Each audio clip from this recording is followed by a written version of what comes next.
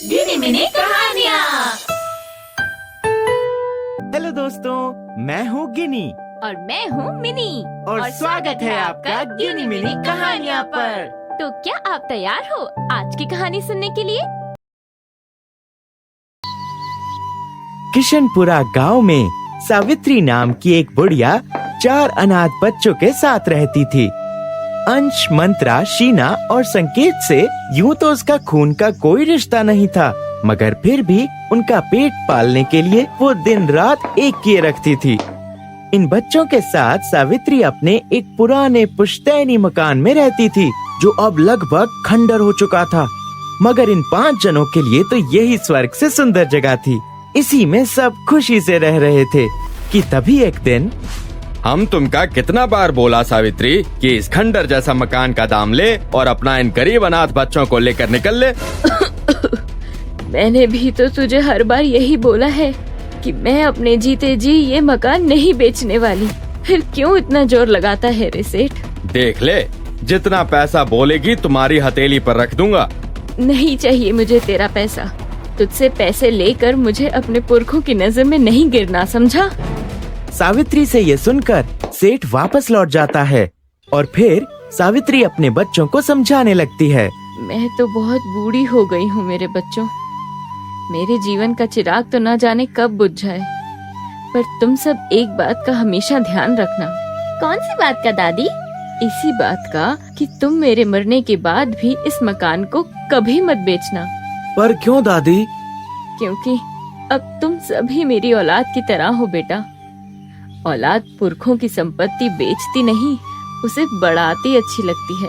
हम इस मकान को कभी नहीं बेचेंगे दादी, अब तो खुश।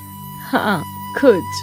सावित्री इन बच्चों का पेट पालने के लिए गांव भर से भीख मांग कर लाती थी और भीख में जो भोजन और पैसा मिलता था उसी में उनका गुजारा हो जाता था।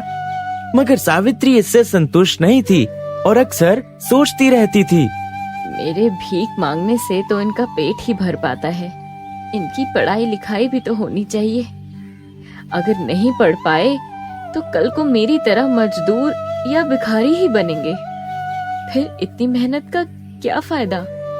सावित्री को इस तरह से चिंता में डूबे देख बच्चों का ध्यान खाने से हट जाता है और दादी, क्या सोच रही हो? सोच रही हूँ कि अगर तुम सब पढ़ने लिखने लगो तो कितना अच्छा हो। दादी दादी, मैं धतूल जाऊंगा। दादी, स्कूल तो मैं भी जाना चाहता हूँ। ठीक है, ईश्वर ने चाहा तो तुम सब भी अवश्य स्कूल जाओगे मेरे बच्चों। अब पेट भर खाना खाओ। इस तरह कुछ दिन बीत जाते हैं और फिर दिवाली का त्योहार आ जाता है।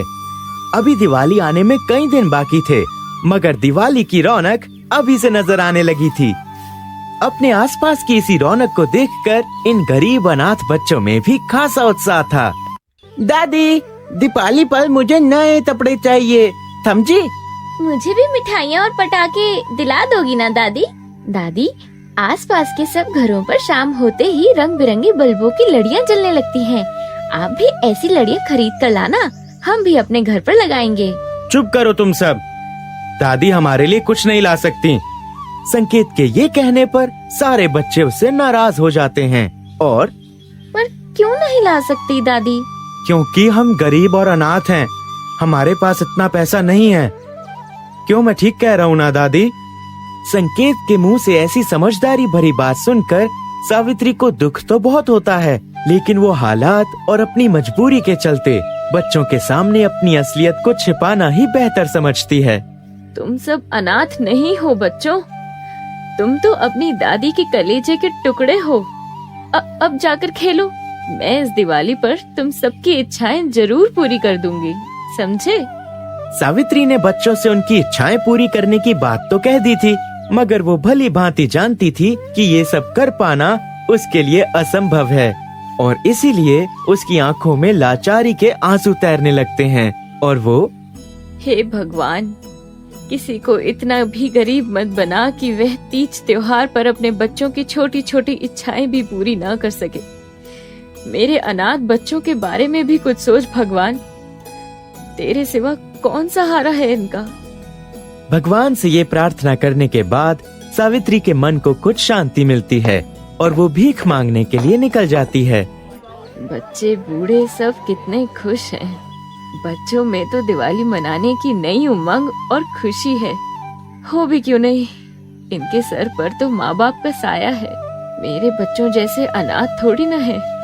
ये कहते कहते सावित्री रोने लगती है। मगर फिर जल्दी ही अपने आंसू पोंछते हुए खुद को संभालने में लग जाती है। मैं भी कैसी मूर्ख हूँ। यह कोई खड़े रहने का टाइम है भला? अगर ऐसे ही खड़ी रहकर टाइम खराब करती रही तो फिर भीख की झोली में क्या आएगा? खाक। वो भीख मांगने में पहले से ज्यादा समय लगाती है, मगर फिर भी उसके पास इतने पैसे जमा नहीं हो पाते कि वो अपने बच्चों की आधी अधूरी इच्छाएं भी पूरी कर सके। इस तरह दिवाली का दिन आ जाता है और वो उस दिन भी बहुत सवेरे ही भीख मांगने के लिए निकल जाती है। बाबूजी, आज दिवाली है और मेरे छोटे छोटे अनाथ बच्चे भी दिवाली मनाना चाहते हैं, इसलिए 50-100 रुपया दे दोगे तो भगवान आपका भला करेगा। क्यों, मैंने तेरे अनाथ बच्चों की दिवाली मनवाने का ठेका ले रखा है? चल भाग यहाँ से, और ये हाथ कहीं और फैला, भिखारन कहीं की। इस तरह अपने बच्चों के लिए दिवाली की खुशियाँ जुटाने के चक्कर में सावित्री भूखी प्यासी ही भटकती रहती है और फिर अचानक से बीच सड़क एक कार के सामने चक्कर खाकर बेहोश हो जाती है। अरे उठो माँ जी, क्या हुआ? मैडम, लगता है कि बेचारी बेहोश हो गई है। हाँ, इन्हें तो अस्पताल ले जाना पड़ेगा। जल्दी करो राघव। विनीता अपने ड्राइवर राघव की मदद से सावित्री को अस्पताल ले जाती है और जब सावित्री को होश आता है तो माँ जी, आपको इस उम्र में इतनी मेहनत नहीं करनी चाहिए। क्या आपकी देखभाल करने वाला कोई नहीं है? विनीता के ये पूछने पर सावित्री उसे अपने बारे में सारी सच्चाई बता देती है और उसकी आंखों से आंसू टपकने लगते हैं। लेकिन विनीता को उस पर गर्व होता है और वो उसे सलाम करते हुए कहती है, आप तो मदर टेरेसा का प्रतिरूप है माँ जी। आप जैसी ममतामयी माँ पर सबको गर्व होना चाहिए। आज से आप भीख नहीं मांगेंगी, आज से मैं आपका साथ दूंगी। उसके बाद विनीता खुद सावित्री के साथ उसके घर जाती है और अनाथ बच्चों की सब इच्छाएं पूरी कर उनके साथ दिवाली मनाती है। वो देखो।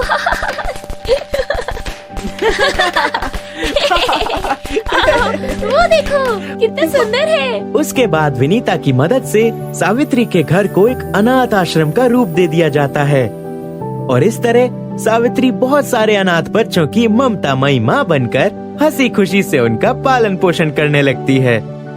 तो दोस्तों, इससे आपने क्या सीखा? कि महान कार्य करने के लिए उम्र और धन की नहीं, बल्कि हिम्मत और जज्बात की जरूरत होती है। ऐसी ही रोमांचक कहानियाँ देखने के लिए अभी सब्सक्राइब कीजिए हमारे चैनल गिनी मिनी कहानियाँ को और प्रेस कीजिए बेल आइकन ताकि आप कोई भी नोटिफिकेशंस मिस ना करें। और हाँ, अपने दोस्तों के साथ शेयर करना ना भूलें।